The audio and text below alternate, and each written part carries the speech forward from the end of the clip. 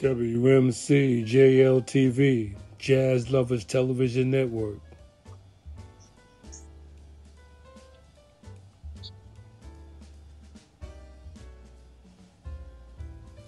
Arts, culture, and entertainment with fine news and business.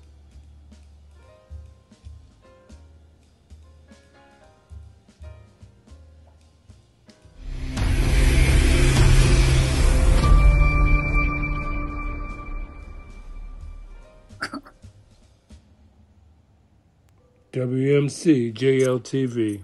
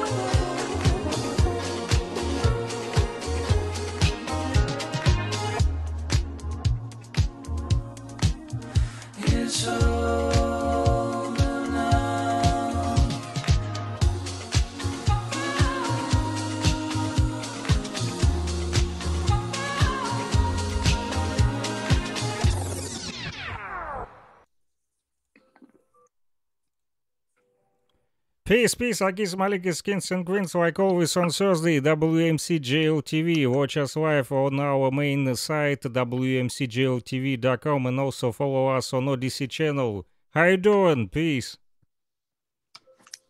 Very well, Makakuva Ali Obey. Want to welcome all of you to our broadcast today. That was kind of poetic, too. In any event, welcome WMCJLTV with our guest, Emile YX Jensen. Welcome, Emile. Thanks. Thank you. And let me say congratulations. March 20th is actually your book release date, correct? Yep, that's correct. And that's 2 books you're releasing today? Yeah, the previous one was creating solutions, and they sort of connected. One is just telling, the artists the techniques of actually surviving as a creative, and the other one is the history of hip hop that I've been involved in Cape Town, South Africa. Right on. Now, you also have the project Healing the Hood, correct? Yeah, that's right. Talk about Healing the Hood first. Yeah, it was basically born out of the young people in Cape Town asking questions about hip hop culture, because the older guys often talk about hip hop as if everybody knows that it's a full culture. And so young people just asked me when I went to different libraries to, break down what the elements of pop culture, and then to show them. And the easiest thing we initially found was to teach breaking, breakdancing back then. And it spread like wildfire. Like kids were just, blown away by the ability to dance anywhere and everywhere and to make up your own movements and not have, the freedom of rebellion, I think. Really, it really gave them a sense of, I could just come and, yes, you learn foundation, but then you create something that's your own, and that took off, and very soon it spread to other provinces in South Africa, or like here in America, it's probably called a different state. And more and more kids were wanting to battle, and so we decided to put together first a regional battle and then a national one, and then I linked with people from Battle of the Year in Germany. And we put together South African all-star. Well, first Black Noise went, my crew that I was with, and then we took young kids with. And after that, like, we just took the best dancers to travel to represent the country. And the more we were doing that, the more we realized, like, there's a deep sense of healing that's overlooked. You know, when you battle, often people forget that it's actually a battle against yourself, you know, for you to become a better person. And so that often is left in the background, and it's replaced by anger, you know. So if you think about the history of apartheid and the history of white supremacy, then, you know, Black people turn on each other very quickly. And so we wanted to address that, and hence we started Heal the Hood as a way to supply alternative Afrocentric information that will give, you know, we call it rehumanization. I know that academics call it decolonization, but we feel like our humanity was taken away by apartheid in South Africa. And the only way to solve that is to supply information that gives people a sense of value, you know. So a lot of Heal the Hood's work is actually Afrocentric based information to challenge what the education system is very European based in South Africa. So yeah, that's what Heal the Hood does. We're in 14 schools in Cape Town, South Africa, where facilitators go out daily to go and teach. And we set up a syllabus that has this information that changes young people's perception of themselves and self-worth. Yeah, that's us. That's excellent. That's excellent. Now, so what you're saying then is that the hip hop genre is so impactful on young people that it can be used to heal their consciousness? Definitely. Yeah, it's, you know, I think that what people unfortunately take away from hip hop is what mass media has sold. And mass media has sold this one-sided, you know, ghettoization of the culture, making everything hip hop related connected to gangsterism or drugs or negativity. And so it's very, again, like the status quo wants to create that perception. And so it uses all of its tools to create that perception. And so what we found is when we work in the communities, a lot of people are learning more from hip hop than what they are from the education system. And myself included, even though I'm a qualified school teacher, at no point did my education in South Africa direct me to African centered information. You know, so the consciousness or Black consciousness from back in the day, I received through hip hop culture. I didn't receive that through education. Even the political organizations like the African National Congress, or, you know, they weren't the ones supplying this information that I learned about Africa. It came through people in the US that sent photocopies of books that I didn't have access to, you know. And so I know that rap music, you know, people like Public Enemy, Tribe Called Quest, the Native Tongues, they hinted to the information. And so when I asked, I actually wrote to Word Up magazine back in the day. You know, Biggie says, I used to read Word Up. I wrote to that magazine. And I got people writing back to me, sending me, you know, books like The ISIS Papers by Dr. Francis Cress Wilding. He just got, what's his name? Anthony Browder, the Browder Files. Yeah, Professor Browder, yeah. Exactly. So it's information that I didn't have prior to reaching out to the community in the US. And it's people who were related to hip hop, but also people who were pushing Black consciousness in the US.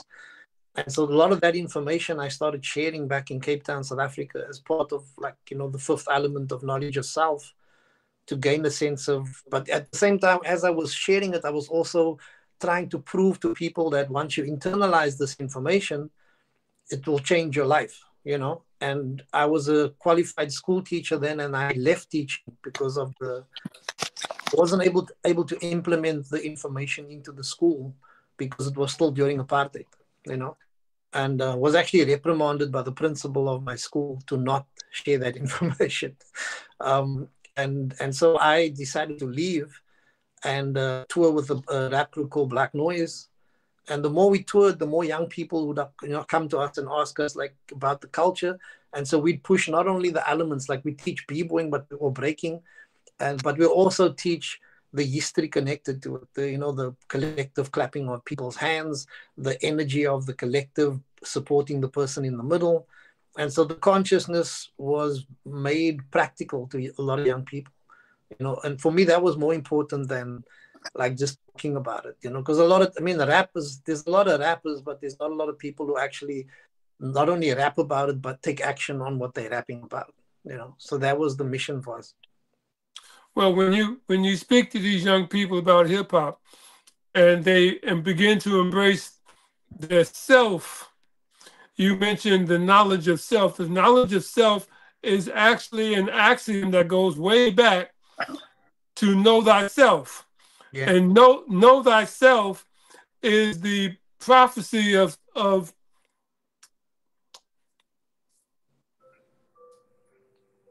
self-identification. Mm-hmm. So when you are able to go into yourself, it is the first commandment, know thyself. So it's the prophecy of self-discovery. And you're using hip-hop to influence that pathway for people to be able to not only know themselves, but know the culture from which they came. Yeah, definitely. And the thing is, over the years, so realize the parallels, between the elements of hip hop culture and African expression, So the fact I mentioned that there's a circle that actually gets that collectively, clap their hands and get the MC or the dancer mobilized is actually as ancient as our ancestry itself. The Bushman First Nation people of Southern Africa, they actually use that circle to drive people to trance so that they could do it, And so when we didn't even know that when we named our organization Heal the Hood, that we were in the process of not only healing ourselves, but like helping to heal our communities, And so I've actually previously also written a book called Reconnect the String, which is actually about that. All of the elements of hip hop, whether it be emceeing, is directly connected to the griot tradition of storytelling, or just, First Nation people storytelling. And at the same time, also the idea of the loop is this idea of driving people into trance through this constant like repetition of a cyclic sound, right? And in First Nation traditions, almost everywhere, there's people make this utterances that goes if the same as the beat. It goes hey hey hey hey hey hey hey hey hey hey, and that constant repetition is essentially the loop, and in breaking we call it the break, so there's all these parallels that we realized only afterwards that to our own ancestry. And once we started doing that, young people could identify with it much better than this idea that it's from elsewhere, and also to question the idea of, often academics have been saying that hip hop comes from nothing, a culture that's born out of nothing. And we challenge that because the people of the South Bronx didn't come from nothing. These people came from a history, a rich history, a global rich history. And so when you say nothing, you nullify somebody's heritage and their contribution to civilization. And so when we started speaking about this to young people, they wanted to know more about like where are they from, what is their heritage, have they contributed to civilization. And when we started speaking about that, then suddenly they started changing their sense of self-worth. The language we speak in Cape Town is actually a language our ancestors helped create, and the Europeans vilified this language as like almost like in America with Ebonics. They downplay the richness of that creation of their language.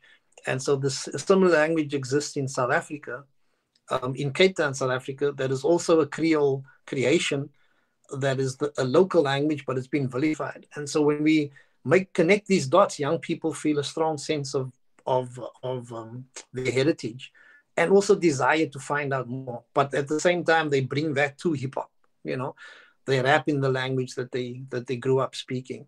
The graffiti or aerosol art they start doing is in that language. You know, they dance to music that come from that history. And so even though it's hip hop, but it's a South African hip hop now that they like are embedded in, you know. And that's for me, that's important. When you can add your local feel and flavor to something, then there's something to actually share with the world that's original, that's different from, you know, what's happening in the South Bronx or happening elsewhere in the world. Well, see, one of the things that happens with the oppressive nature of the European paradigm is that in order for them to maintain a superficial air of superiority, they have to continually suppress any self-vibrational upliftment from the people that they are seeking to maintain control over. Yeah. So it reinforces a pseudo mind control paradigm whereby they don't want people to think of themselves of having value unless it's constricted within the European value system. Yeah, that's that's what we came to, you know, up against in South Africa, and we still do. You know, it's also that mindset has become an economic strong point. So it's also people of color who are now upholding the, you know, they call them the black upholders of white supremacy. You know, so they are perpetuating this economic stronghold that in reality has nothing to do with the complexion of a person, but has everything to do with a oppression of a majority by a minority, you know. And so it's a very clever technique that is unfortunately taken hold all over the continent, all over Africa, you know. Yes. And now speak about Black Noise, the book. Well, yeah, the book Black Noise is about the history of you know, my involvement. I've decided to only speak from my own perspective, because there are many other people that are involved in the culture that started in like early 80s in South Africa. And so I try and make sure that young people also learn from the fact that we can't tell everyone's story. We have to be okay that everyone gets to tell their own story. And only when everyone gets to tell their own story do we have a complete story. So the book Making the Black Noise is essentially me writing not only about my experience as a you know, person in the hip hop community, but also as a person being confronted with apartheid. And so I overlap between it runs chronologically, and it explains like what influenced certain things in the formation of Black Noise, but also in the mindset, in how we were confronted by the apartheid regime. Young people, I mentioned young people's names were actually around my age were killed by the apartheid regime in South Africa, and so that their names can be remembered, because those names are not taught in the schooling system, you know. And so that more people can actually be aware that when you tell a story, you also need to allow for all of what's happening at that time to be mentioned in the story, not just the hip hop side of things, because the cultural and political things influence what happens in your daily life, you know. And so I did the first book, as part one, is actually from 1982 till the first election in South Africa, which was in 1994.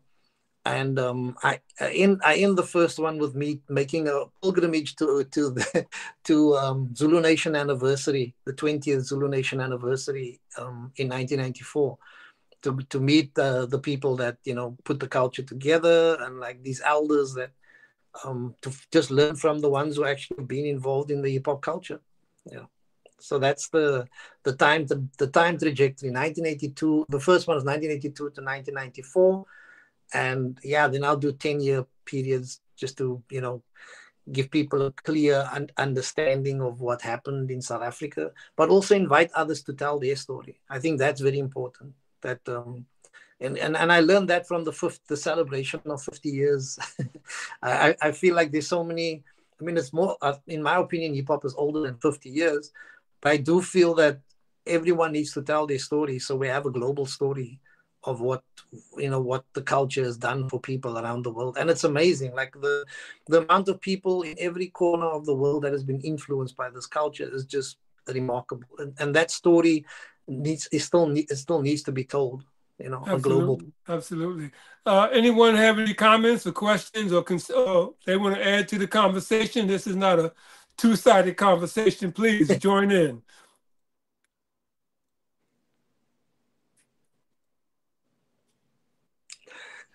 I like the design of the book. Maybe a few words. Who was creator of this design for the book? Yeah, the design is nice, man. Very nice. Yeah. The design is actually the logo of True Black Noise, and then my brother just laid it out. Basically, he put together the book cover. So my younger brother actually used to also, when he was very young, he was breakdancing with me, and now he runs Yieldwood Project in Cape Town while I'm not there. Okay, I like to say this is Joe Williams, brother Jason. I want to say that what you're doing is very, very, very powerful, and you're spreading love amongst everyone that you touch. And as you talked about our African people, and for the hip hop, the drums and all that been around. See, music is a universal language. The drums, the percussion instruments been around a long time. And even during the time, the Zulu tribe, the Dugons, all of those African tribes, different ones, they use those drums and those music, those instruments, those different sounds and hums, and to make it. So they calling it, they saying hip hop and rap, but they started, the African people, our ancestors started that long time ago. Because remember now, your percussion drum and music is a universal language. The sound that they use for the ancestors and the spiritual, to summon certain things and our deities and stuff like they had, that's been around a long time. What you're doing, you say from 1982 to 1994, it's very powerful because our people is lost for lack of knowledge, and they need the right type of musical sound to bring their mind back together, because these companies make trees and trees of dollars off getting them killing each other with the guns and killing one another. They got them fighting to get the dark against the light-skinned black against the dark-skinned black, all of those stupid stuff that they got them brainwashed. So what you're doing, I want to say thank you very much for what you're doing, Brother Jason. It's beautiful, and wish you all the success. I'm glad you're with WMCJLTV Television Network. We're going to do whatever we can to help move you forward. That's all I want to say. Thank you. Thanks so much. I have a question. Hello? Yeah, go ahead. Yeah, we hear you. Yeah. My question is, what do we have to say about the Washita Nation and their claim that many of us were indigenous and did not come from Africa? Oh, okay. Yeah, I've heard, since I've been in the US, I've heard quite a few people speak about that. And for me, there is proof that a lot of people of color existed on the north and the Americas. I shouldn't be saying the Americas. And so it makes a lot of sense to me. Obviously, wherever you look on the planet, you'll find remnants of African diaspora moving around all over the planet. And so for me, like, I don't see anything wrong in that statement. I fully agree with it. I strongly subscribe to back in the day views of Zulu Nation infinity lessons, that knowledge is infinite and that we are still to find a huge amount of information as the more we learn. So, for me to say something is or isn't is based on what I know right now. And I'm always open to learn, hence my question mark in my performance name. I believe that we should always ask questions, and I actually created that performance name of Emile YX when everybody just accepted the X because of the movie Malcolm X came out at that point. And I wanted people to understand that we are constantly searching for what is perceived as the unknown, X being the unknown. And my family surname, which you see there, is Jansen, which is actually Jan is the slave owner, and Sin sinner. So the sinner means property of Jan, and so that is a given surname in the same way that they did with Malcolm Little to become Malcolm X. And so for me, I'm constantly wanting to learn and know, and expand my perception on things. So when you ask me that question, and I've heard people here in the US speak about it quite passionately, and I've listened and read quite a bit of information about it. So I agree with their stance, and I believe that people have the right to self-identify, and we shouldn't be telling people what they should be. So I hope that answers you. Well, let me help you out on that. Let me help you out on that. Help with Lawrence. Okay, my family is Cherokee. Okay, I'm Cherokee tribe from Louisiana. Genetically speaking, black can make every race, no race can make black. Now that's genetic. I'm talking about genetics. Now I'm talking about people darker than you and I. I'm talking about real dark. So during the time of it wasn't even called America. What we have here, the Earth, the planet Earth, was created. You had the Pygmies, the Watusi. You had all types of tribes and stuff going on the planet. Even during the time of the dinosaurs, you had the Pygmy, the Watusi. But genetic, when you get into genetic of everything, the genetic part of the whole planet came from that. The darkness, the original darkness, then the light came. So all this stuff that we talk about now is way before, like, our soul is something that never dies. It's trillions and millions of years old. When the Creator made us in His image and likeness, gave us the meaning of all things. So therefore, the earth is the law, still the earth. So that means that the people that say that they this and that, the main thing of what you look at now is the genetic part of it. The race, every race that's on the planet now have different colors and different. You had 12 tribes, the tribe of Judah, all these. We know the Judah tribe was of a dark descent. But I'm saying, we're talking about genetics. When you get into genetics, that's how everything starts from the genetic race. That's where everything is went on from that. That's how you got the different nationalities. If that helped you out. Okay. As a point of, do you hear me, by the way? Yeah, we hear you. Okay. The information on that is a book called The Ancient Ones. The Ancient Ones. That book explains the Washita stock. So if you're interested, that's the book to read. Yeah, I'll check it out. Thanks for sharing the information. You're welcome.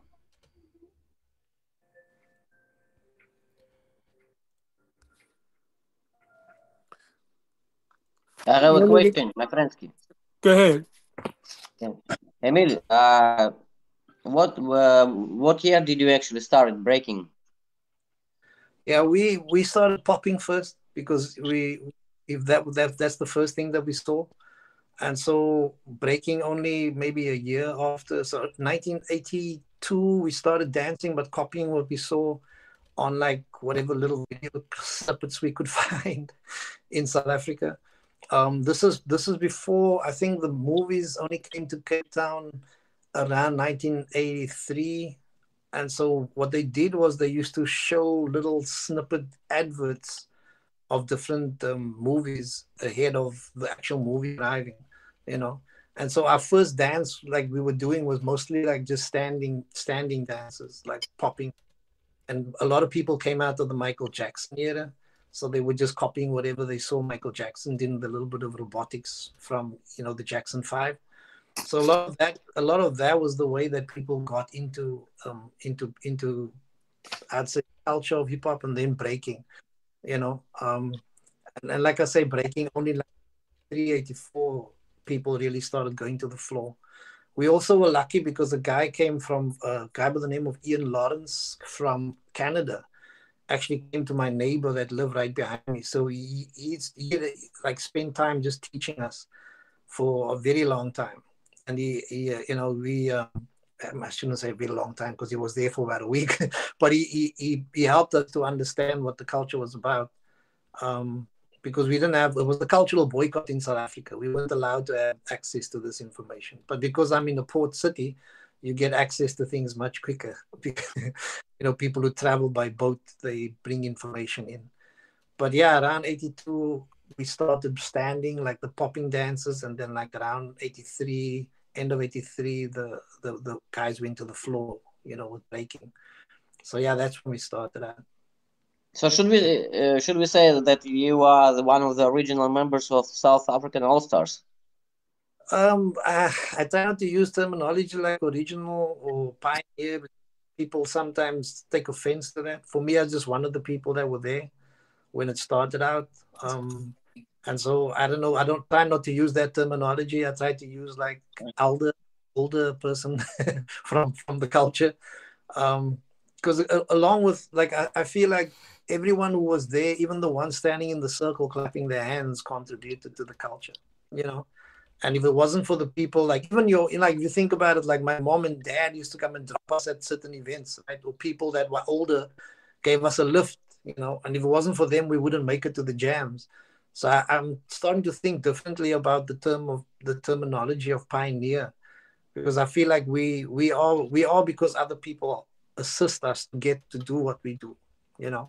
And so to just like point out individual people makes the culture seem very I versus we. And for me, the culture is very much about we, all of us, you know. And that's why I say I don't want to write only my personal story, only story. I want to encourage others to tell their story as well, so we can have a full story, you know.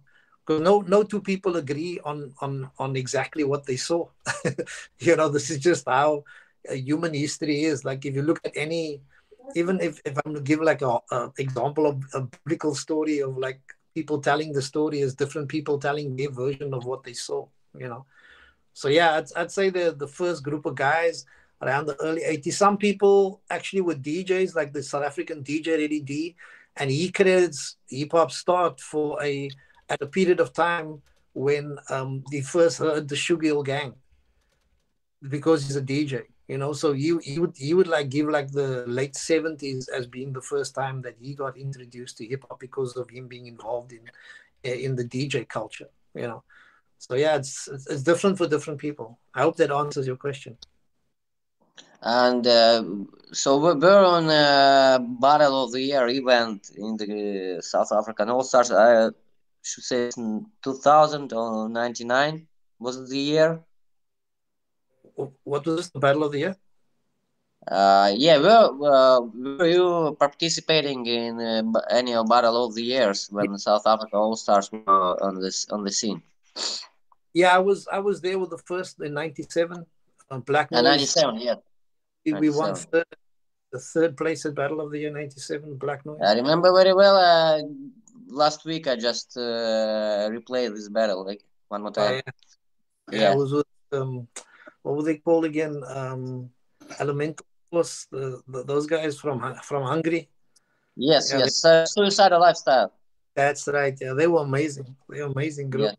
So you were there, and I can watch you hitting the floor back in the days. Yeah, my hair was shorter. Okay, I appreciate getting in personal contact with you. It's an important thing for me. You know, uniting imageries from the past when I was only getting interest in breaking, and one of the persons that make a great influence were the South African All Stars. Oh, cool. Okay. Yeah, they savage style. Yeah. 97 was the first, and then 98 I got one other young kid to come along from the community, and then 99 I think was the first time we started bringing the best dancers. So 99 was probably the first group of all-stars, South African all-stars, and then 2000 they played fourth, I think, the South African all-stars, when they did that capoeira. There was a capoeira track playing yes. Now, Emile, your other book is Creating Solutions, correct? Yeah, that's right. Talk about the concept in terms of creating solutions to bring for what and to bring what. Yeah, you know, I think the idea came to me when I was speaking at a job a gathering for young people at schools. Everyone that was there was representing some big company, you know, and I was the only one that was an artist. And everyone that spoke before me was saying at their company, which they didn't own, which was the first thing that I found problematic. And then when I came on, I said, like, I'm part of, and I mentioned Heal the Hood, and I mentioned my own, you know, as an artist. And I said I could actually say that it's my company, and so I wanted the young people to see the power that we have when we create something. When we think, because a lot of us come from the breaking background, we think and then we manifest what we think. We don't talk. We make real what we think. And so what I wanted them to see is that if they want to solve a problem, they could use that same technique of thinking and then manifesting that thought to solve the problem. And so hence the idea of creating solutions, that we actually, if we spend more time being creative, we can use that same creativity to actually find solutions to our problems, our daily economic problems. And one of the things that I found with young people, they all ask the same question: how do you use art to make a living? And what I did was actually, not only with the book, but with my rhymes, with Black Noise, I showed them all of the multiple income streams that can come from the rhyme. Like a song can actually have a visual impact. So the song can actually, the words can manifest into drawings or sketches, right? And so you can make an illustrated book from the song. And then what I've done from there is to show them how the illustrated book could then be create an animation. So now the images, still images, are moving. And so then once they see the images, you can create clothing and T-shirts and whatever else. So instead of just thinking linear, thinking I'm just a rapper, to think, yo, I'm actually a storyteller. And my stories can manifest onto T-shirts and onto clothing and onto, multiple platforms. And so once I showed them that, and also showed them the economics attached to each thing, like now you can sell your performance, you can sell the song, you can sell the book, you can sell the illustration, you can sell the animation, you can sell the products. Suddenly you have more than one thing that will actually generate a financial income for you. And so when I break it down like that, they're like, oh, now they get it. Now they understand how they can create solutions with their creative ability, And so a lot of like my experience in schools, I actually document the lessons in the book, in showing kids how I, because even sending the South African team to Battle of the Year, to the World Breakdance Champs, required me to think mathematically. So in the book there's a chapter called The Mathematics of Survival. So how do I pay my rent? How do I use these diverse income streams to understand how much money I need to have at the end of the month in order for me to pay my rent? But I'm using creative means to do that. So the same lesson I learned from sending the world's South Africa's breakdance team to the world champs, and we bought the air tickets ourselves. We bought their visas to send them, and so showing that technique to other kids, they like, oh, okay, so this is how it's done. So I could also go and attend. So now you have like 5 or 6 different groups in Cape Town that have young people that they send to international competitions, because we shared the technique, of how to create solutions. And I feel like society generally, we could solve most of our problems if we thought differently about creativity, because it's not just about being able to draw, it's also about being creative in order for you to figure out the way to solve a problem, which is a creative technique, that we all use daily. We just don't know how to apply to. When I say we, I mean a lot of people who are like DJs or MCs or B-boys or graffiti artists. They use the creative technique to be creative in that field. They just aren't shown like there's a whole other way that you can use that technique to be creative in your daily life to solve a problem that you're confronted with. So that's the idea behind the book. And like each book also coincides with the same amount of years. So the lessons I learned from 82 to 94 is in the first Creating Solutions book.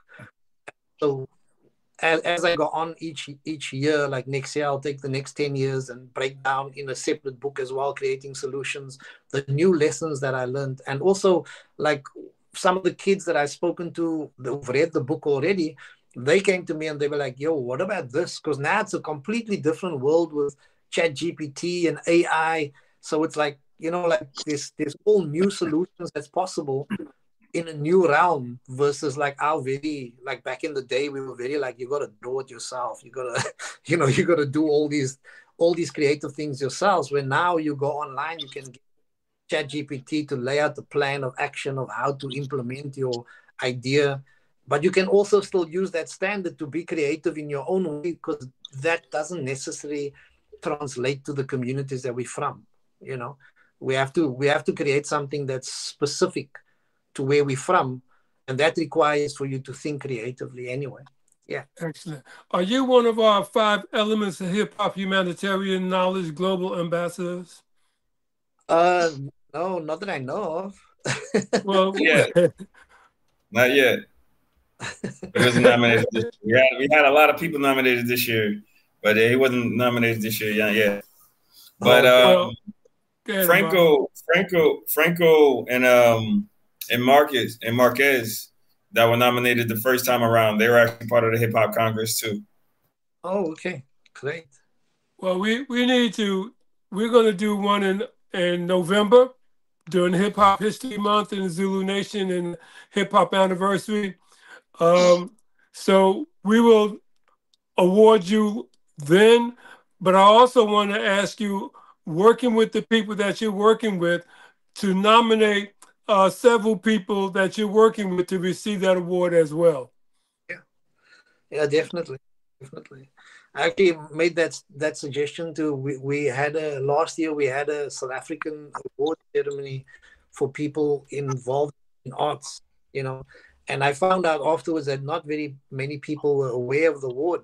And so exactly what you're saying right there is like getting more people to become aware of it, because there's a lot of people doing good work, that should suggest. Yeah, so I'll do that. I'll suggest something. Definitely.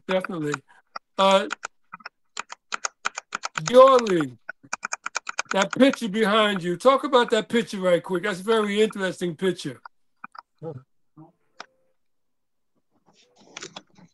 Are you talking about me? Yes, you. That picture behind you. What is that picture about? It's from book of Georgi Gurdjieff. It's called book All and Everything. It's a very dangerous book. You should think 3 times before reading this, because it changes your mind. And if you stop to read it, you have some problems. Well, actually, this is all about the laws of the universe concerning love, faith, and hope, and concerning the body, your mind, and your feelings. I'll drop the translated one version of this in chat. So you want to know what is written there? Yes. Okay. Let me cite the original. I like Ganger's books. I like Ganger's books. Yeah. So you should try it, but it's really. It's actually the table book of Walt Disney and this guy from Apple. What his name was? Steve Jobs. Yes, they got this book on the tables. Let me just wait. It's called Laws of the Universe. Yes. Let me. I will cite you. Thank you. Just a little bit. Okay, I found it. Okay, conscience. Ready to listen? Yes. Yes. Conscious love evokes the same response. Emotional love evokes the opposite. Physical love depends on type and polarity. Faith of consciousness is freedom. Faith of feeling is slavery. Faith of body is stupidity. Hope of consciousness is strength. Hope of feeling is cowardice. And hope of body is disease. So actually, I got flu because I put too much hope on my body. I was editing the radio show last 3 nights, and it took me exhausted a little bit. So that's why I catch a flu, according to this. And the picture is my design, actually. And Okay. it's Very interesting. Yes, it yes. is. I will drop to the chat the picture. Great. Thank you. Thank you. Thank you. Ahmad, when Emile was talking, and he was talking about the circle and people clapping, it made me think of the elements of capoeira. And from watching capoeira and what Emile was saying, that technique is a vibratory technique that actually builds the energy of what the artist or the dancer or the capoeirista in the middle is doing to help propel them. Is that the theory behind that, Emile? Yeah, I think it's quite an old tradition of diving into trance. I actually got exposed to Abda Capoeira while touring Sweden of all places, and I brought the Abda to Cape Town. So there's someone that teaches Abda Capoeira. I think he's changed the brand or the company that he's with, but for me it was more important that the culture again finds root in Southern Africa, because actually the slaves in Brazil, so-called slaves, were taken from Angola, and they brought with them that bow, as well as this, the connection to the continent. And so when I first played, and people told me that the original style was Angola, the slower version, I've immediately thought it's important that the kids in Cape Town learn capoeira as well. And hence why I was saying earlier that one of the songs that the guys were performing was called "Keep on Dancing," but it had a capoeira hook into it as well.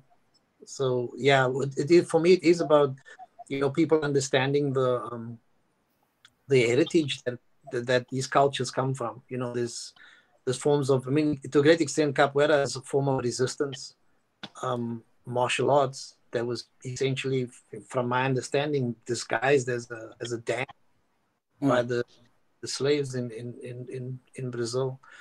And so for me, it's also about when I saw it, I was impressed with the community outreach that was connected to capoeira, and how it was important for people to, because the way I understood it was, in order for you to be graded, you're not only graded on your ability to defend yourself, but you're also graded on your ability to do work in the community. That's just the impression I got when I first heard about it. So, and I like that idea. I like that people are not just, you're not just a good hip hop artist, but you also need to do something connected to your art in your community, not just speak about it, but to actually take action. Yeah. Right on. Right on. Sherry, you came in. How you doing, Sherry? I'm good, and you? I'm good. You got any questions for Emile or Giorli in Russia? No, Happy New not Year, at Sherry. this time. Hey, Sherry. Hey. No, not at this time. All right, you got any questions for Ahmad? Nope. Hey, nephew. Hey. Yeah, No, I see the interesting picture How you doing? that Emile sent to us about hip hop and the theater, break for the theater. And by the way, today is 20th of March, and we have the Day of Theater for the youth and for the children. So maybe a few words, Emile, about this article, Hip Hop Takes a Break for the Theater. What is about? Yeah, we created a play showing the parallels between, like I was speaking about hip hop and African traditional expression. And so we blended traditional South African music and Zulu dance with b-boying and cramping and all of the other dance styles. And so we created a production that actually was called Break. And the idea was to break from the stereotype of what people thought hip hop was. So the entire play challenges people's perception about the culture, but also sorry, this call came in. Yeah, the idea of challenging or breaking from like the stereotype, of society's view of hip hop as a whole. And so, yeah, it ran for a few nights, and a lot of young people were able to learn about, the different dance styles that exist in South Africa, but also to encourage them to blend, whatever traditional South African dance there is with hip hop culture, and also to dance on music that is innovation. So we take a Zulu beat and then add some hip hop beats to it. So we're like remixing traditional sounds, and to see how the young people dance in it, to challenge them to dance, to dance to their own flavor, So that was what the play was about. But we've done many plays. That's nice. That's very beautiful. That's nice, Emile. That's nice. Thank you. Yeah, and also to have another great picture from you. Like I understand, this is some albums from the South Africa. Tell us about this music. This is original South Africa hip hop music. Yeah, that just shows how old I am. So people don't really have CD collections anymore. So, but I try to make young people aware of the fact that you can't just speak about support, but you have to go out and actually support by buying local music. And so this was, I took a picture of all of at that point, the CD collection that I had, and shared it with people and showed that, not only the ones that I created, but also other people from the hip hop community, and actually challenge them to do the same, to take a picture of their collection. And then there was a huge conversation about like how people weren't able to show because they didn't make an effort to actually support each other. So it's one thing to speak about support. It's another thing to actually go out there and put your money behind the culture that you claim to support. I mean, obviously, these days is much more different because of everything is online. But I feel the same way about artists maybe looking at creating their own platforms so people can buy the music directly from them, and not these streaming platforms who make ridiculous amounts of money off the backs of artists. Yeah. Yeah, it's great I'd like to collection. say about I sorry. never see these names, but with interest in will be listen this music. Where we can find it? A lot of the artists in Cape Town are actually are online. If you want to search the usual suspects, Spotify's and those guys. But I feel like it's once you check the name, to actually just search the name of the artist and then try and link up directly with them, because a lot of them have access to their own. A lot of them aren't signed to labels, so to access their music, you can actually get it through them. I think every month people contact me to ask to buy hard copies, which is kind of contradiction to, they keep saying that the days of CDs are gone, or of vinyl, but I feel like that's them. They're able to push that. Whereas whenever I travel through South Africa, people are still asking me, can I get a hard copy of that CD? So people still have CD players, but they just, in society, and made to believe that nobody has these anymore. Yeah. Yeah, very interesting compilation of local South African hip hop. Thank you for this footage. Sure. Well, I want to thank everyone for this production. Emile, you've been very, very informative today, and congratulations on your book releases. Thanks so Creating much. Solutions and Black Noise. Mm-hmm. We're going to close out. Anybody have any comments, concerns, or questions they want to close out with? And Frickson, you got anything else for us over there in Lugansk People's Republic? Just one thanks to Emile, and also Shiva and Tamar and everybody who today, and to Joe Williams, Lawrence, who join us today every Thursday. Glad to see you again and again. Thank you. Ahmad, you got any closeouts? No, all good. Joe Lance. Oh wait, Emile, good to see you, man.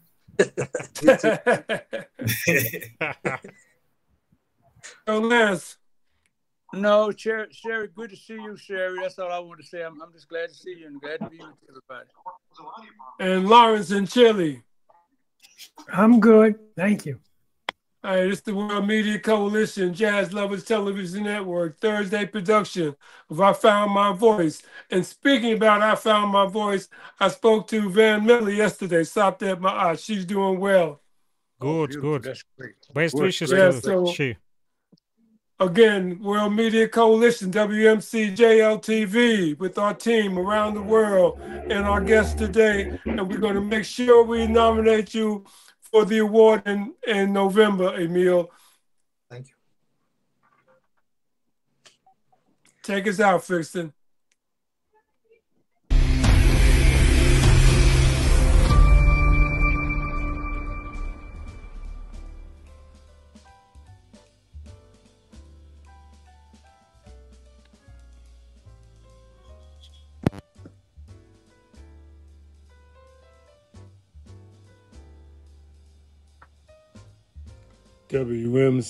WMCJLTV, Jazz Lovers Television Network.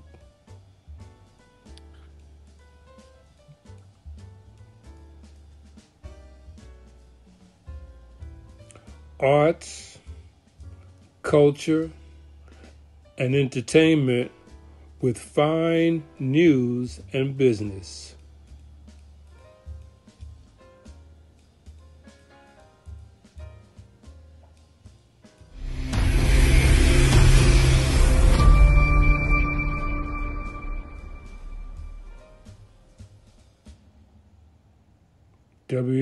WMCJLTV.